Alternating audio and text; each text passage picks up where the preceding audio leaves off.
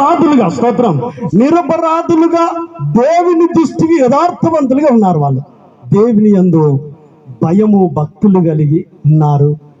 Elizabeth Zechariah గారు వారు ఎంత యథార్థవంతులుగా దేవుని దృష్టికి ఉన్నారంటే, దేవుని దృష్టికి, ఎవరి దృష్టి కాదు. ఈరోజు మన కుటుంబాలలో సమస్యలు రావడానికి కారణం ఏంటిదంటే, ఆయన దృష్టికి ఇష్టంగా బ్రతికిన కుటుంబాలు ఎన్ని సమస్యలు వచ్చినా కలిసి ఉంటారు.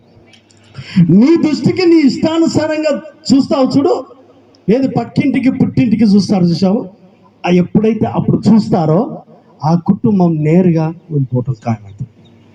ఏమంటున్నా అంటే, ఏది ఏమైనప్పటికీ నీవు ప్రభు దృష్టికి నిరపరాధుడిగా ఉన్నావా, యథార్థవంతుడిగా ఉన్నావా, దేవుని దృష్టిలో నువ్వు ఎలా ఉన్నావు, నేను ఎలా ఉన్నావు, ఏ భార్య భర్త అయితే కలిసి ప్రార్థన చేస్తారో ఆ కుటుంబంలో అపవాది రాదు.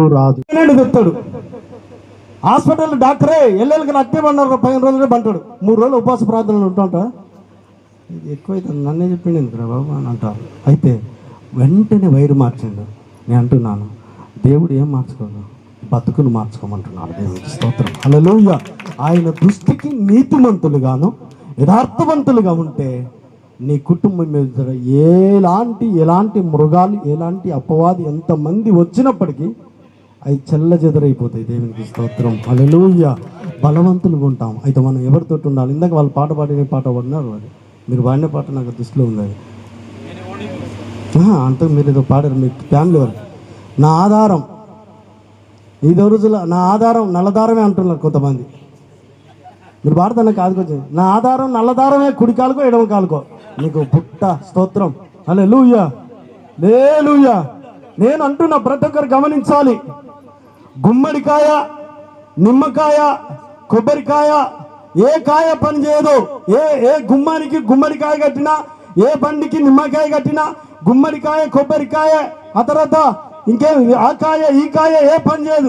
నీ తలకాయ పని చేయాలి. ఫస్ట్ నీ తలకాయ పని చేయాలి, ఆ తర్వాత నీ మెడకాయ పని చేయాలి, గుండెకాయ పని చేయాలి. అప్పుడే ముందుకెళ్తావు. దేవునికి స్తోత్రం. అనవసరంగా నిమ్మకాయ కట్టేపడి ఎల్లో పడుతున్నాయి.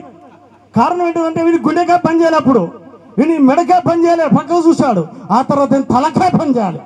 ఈ ఏ దారం వద్దు, ఆధారం వేస్తే దేవునికి స్తోత్రం. నల్ల దారం వద్దు, సోమవారం వద్దు, శనివారం వద్దు, ఏ వారం వద్దు, ఏసే ఆధారం. చెప్దామా? అంత గట్టిగా స్తోత్రం. ఆమెన్. ఏ దారం? ఆమెన్, హల్లెలూయా. ఓ అబ్బబ్బబ్బా అంటారు, నల్లదారం అట్లే ఉంటుంది. స్తోత్రం అంటారు. కట్టేసిండ్రు ఎవడో, వీడిని కట్టేసిండు ఇక్కడ.